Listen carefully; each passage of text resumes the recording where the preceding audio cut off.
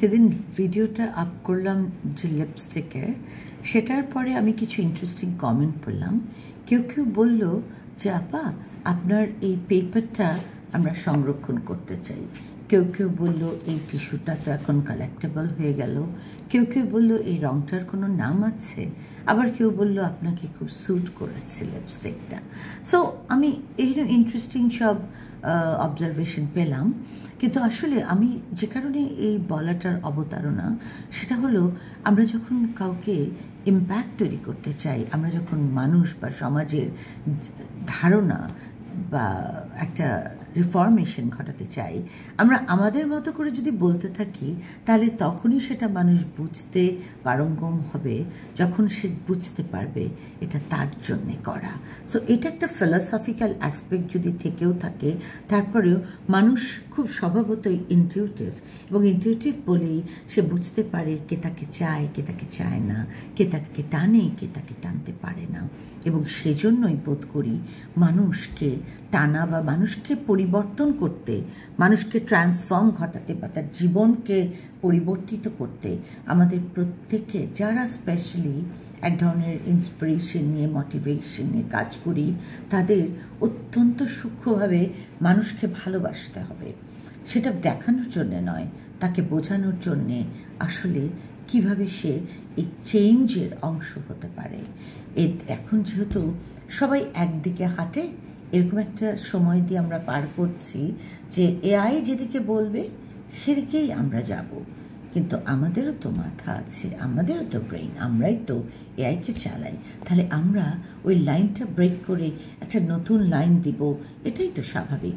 কিন্তু যদি সেটা না করতে পারি, তাহলে যে তর্কটা আমাদের হয় যে AI will surprise us or AI will totally overpower, definitely would overpower. কারণ আমরা যদি তার কাছে পুরো শক্তি, মত্তা ও অস্থিমজ্জা দিয়ে শুধু বোকা বোকা যে জিনিসটাকে চর্চা করি, এবং বলে না বোকার রাজ্যে বোকাই রাজা, আমাদেরও সে অবস্থা। এখানে বোকার রাজ্যে বোকাই রাজা, এবং সবাই তার প্রজা, সবাই রাজা। সো আসলে ওই জায়গাটাকে ভাঙার জন্যে সত্যিকার অর্থে একটা সাবলীল সাহসিকতা দরকার, এবং নতুন কনটেক্সট তৈরি করে ওই শক্ত হলেও সেটা বোধগম্য করবার মতো মানসিকতা, স্পৃহা এবং বক্তব্য থাকতে হবে। কঠিন করে বললেই সেটার গুরুত্ব থাকবে, আর সোজা সাবলীল ভাষাই সে গুরুত্ব মেরে দিবে, সেটা নয় সত্য।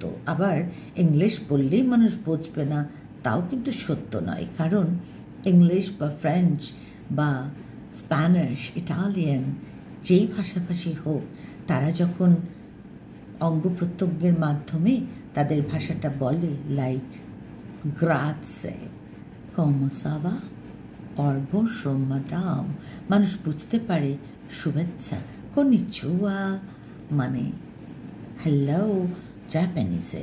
সো শুভ অপরাহ্ন, শুভ সকাল, সালাম না, মনের ভাবটা প্রকাশের জন্যে যদি আপনার মনটা এবং মননটা, মেধাটা, চেতনাটা থাকে, যথেষ্ট মানুষকে উদ্দীপনা করা।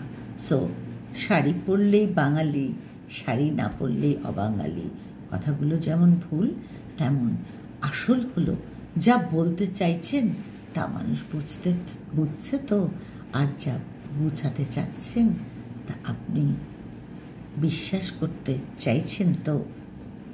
রাইটভাবে জিনিসটাকে বুঝতে শেখেন, কারণ সত্যির সাথে কোনো আপোষ হয় না।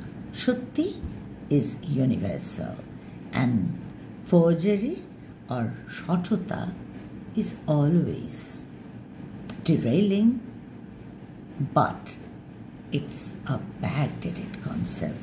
এর মধ্যে না আছে কোনো বুদ্ধিমত্তা, না আছে কোনো ট্যালেন্ট, না আছে কোনো প্রখরতা, না আছে emotional intelligence, let alone that is not a language of leadership.